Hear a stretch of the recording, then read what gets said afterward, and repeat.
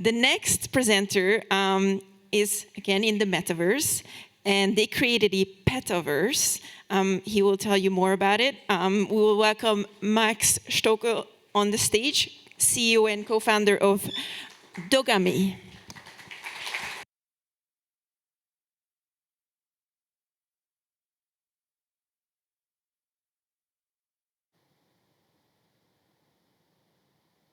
All right, technical issues. So I should be presenting some sort of entertainment. Sorry, I have nothing prepared.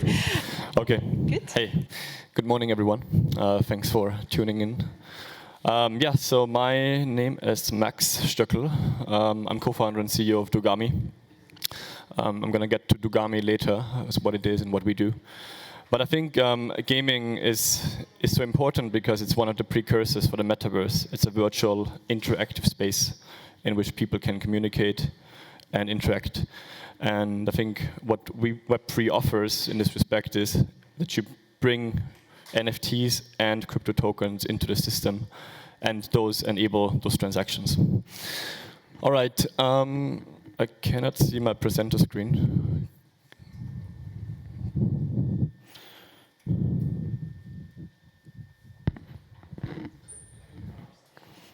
Sorry? All good. So yeah, so today I want to talk about why Web3 grows the pie for both publishers, but also the gamers, consumers, which is probably the most important thing. So I'm myself, Max, Austrian, based in Paris. Before joining Dogami, I had a quick stint, a 3-year stint, at BCG as a strategy consultant. But eventually I decided to join this exciting world of gaming because I used to be a big gamer when I was younger. And you know, when you game a lot, I played probably 20,000 hours in my life, then you know that in-game assets, they have value and they're traded either on gray markets outside of the game or in-game. And depending on where it is, different stakeholders lose value. So I've been doing Dogami now since roughly a year. Moved to Paris for that from Munich. So what's Dogami? It's a mobile AR game, web3 game, based on 3D dogs. We always joke that it's sort of Tamagotchi supercharged. So I think some of you might know that still from the 90s. So mobile AR, because it's a bit like Pokemon Go. So the idea is that you sort of explore your vicinity, that you go out with your virtual dog, and that you solve riddles. Web3, because we leverage crypto tokens and NFTs to enhance the gaming experience.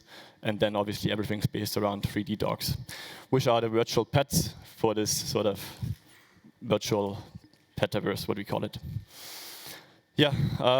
We've existed pretty much 10 months now. This slide is sort of to show the sort of appeal for consumers of the space.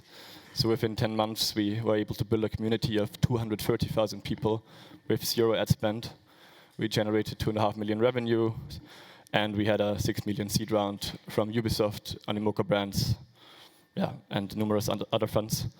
And also we were picked up by quite some media outlets over the past year. All right, so what are the hallmarks of Web3 gaming? How do you spot that? So I think there's 4 components. First one is NFTs. Second one is crypto token. Third one is a video game. It's obvious, but not so much in the space. And then fourth, I would say, is an engaged community, much more so than in traditional gaming. So why these 4 blocks and why are they relevant? So NFTs in this space, they become characters, accessories.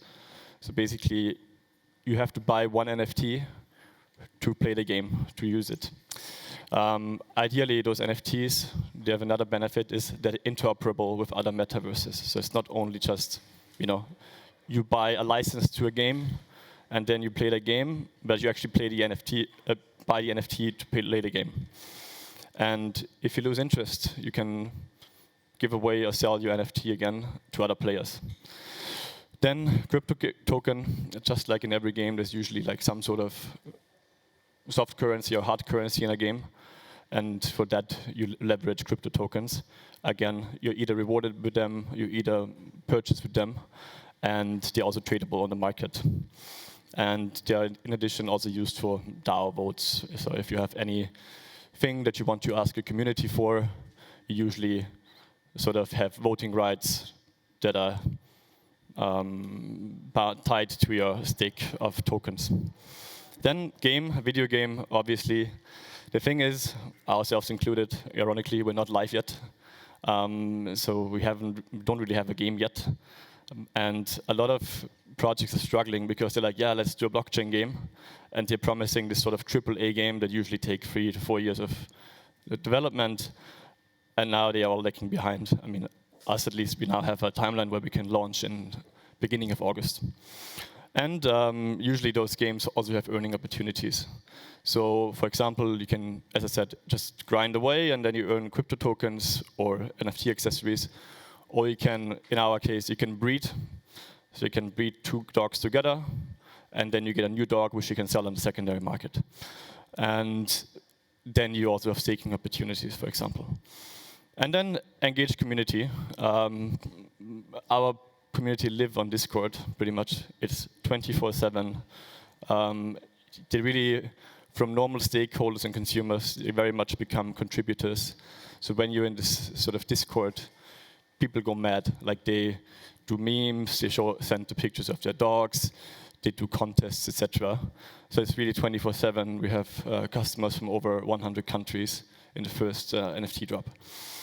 So there's really a global appeal for these sorts of projects.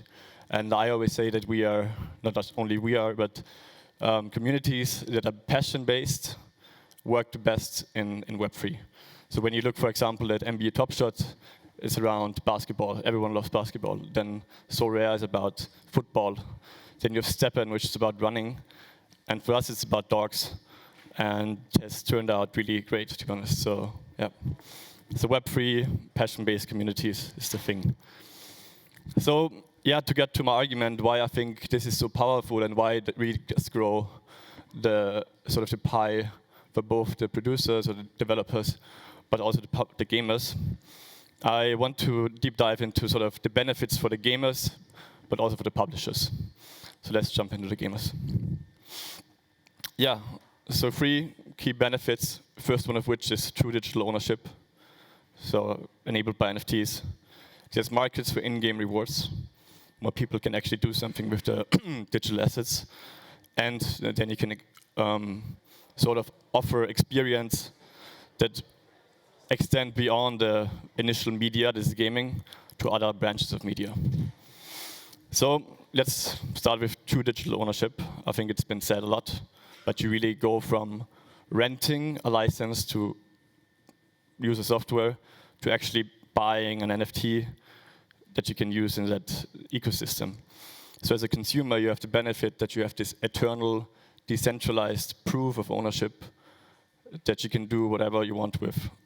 So for example, I mean, if you buy some music on the iTunes App Store these days, and you want to abandon Apple, you're basically screwed. You cannot really do anything with it anymore. And this is where sort of NFTs, and it's similar for gaming.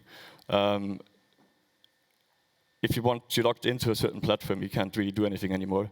Whereas with NFTs, you're free and you can sort of sell it again to someone else if you find a buyer, of course. Or you can just port this to another ecosystem. So then for the in-game rewards, I mentioned it earlier. So in the traditional world, there's sort of gray markets for in-game assets. Most famously, like for example, for World of Warcraft, 10 years ago, there used to be huge farms in China where hundreds of people play World of Warcraft just to sell those items on eBay. It sort of banned the practice after a while, but it sort of shows that there is a lot of interest for that. And the problem is that with those gray markets, as a publisher, you don't really earn anything. And also as a consumer, it's quite risky because often those markets are fraudulent. So it's better if there's an official marketplace that's either proprietary by the publisher or a third party, and that you have, so to say, a safe alley to trade your digital assets. Yeah, so I think that's pretty good. And then, as I said, you have experiences beyond the game. So instead of buying a one-off license, you can basically go to interoperability for other metaverses, for example. In our case, you buy a virtual NFT dog, as I said, which can be used in our game. But also, we have done a partnership with the Sandbox, so this sort of Roblox-esque metaverse. So you can port your dog from our platform, which is on Tezos, to Polygon, or you will be, and then you can use this dog in this metaverse. It sounds quite profane to begin with, but it's actually quite nice when you think about that you, in a digital space, can use your assets in a free manner. Just you can use a car and go from A to B or something like that, like a virtual or real asset. And also, like you can say that those NFTs entitle the holders to new experiences. So Tomb Raider used to be a big game, right? And then they did a movie. So for example, you could say, if you are a Tomb Raider NFT holder, you can also watch the movie. Or you can also access an experience in Disneyland. I don't know. So there's plenty of experience, opportunities to enhance the experience. For the publishers, I think there's also 3 sort of core benefits. So you have a stickier community, because you go from passive consumers that only download the game once and then usually quit after a day, to a community that really enjoys being around, ideally, and that sort of is invested, literally invested as stakeholders. They contribute to the ecosystem and are sticky. So, I mean, usually at games, and mobile games in particular, you look at retention rates of a day 30 retention rate of 3 to 5%, whereas for some play-to-earn games or web3 games, you see 90% day 30 retention, which is incredible. Also, from the secondary market royalties, you as a publisher can benefit. So basically, instead of having those gray markets where you don't really can tap into, you have, as I said, these official markets where you also take royalties. So in our case, we said we did 1.2 million revenue in the first drop, euros, and then in this month there was so much trading activity that we roughly made 30 to 40% of those primary sales volume also in secondary market fees. So this is quite an interesting revenue stream too. That's not only interesting for gaming but also for other media. And yeah, and then there's sort of all the biz dev opportunities. So you go from a very linear business model that's sort of, I create a game, I sell it, you play, buy. So you go to a model where you actually create a platform for IP and content that can be accessed with crypto tokens, that can be accessed with NFTs, or just by being part of the Discord. So when you look, for example, at who of you have played Sims? Okay, so quite a few. So when you imagine a Sims in this sort of new brave world of Web3, you could think that each item within Sims could be an NFT or an accessory. So you can basically just go shopping, and then you can furnish your house, and you can furnish the clothes, so buy the clothes. And if you want to get rid of them again, you can sell them on the secondary market, which is obviously great for the Sims too. And I think that would really also enhance the experience. Yeah, and I think this combination of benefits is really, even though as a publisher you give away some of the control, it really sort of creates a bigger pie.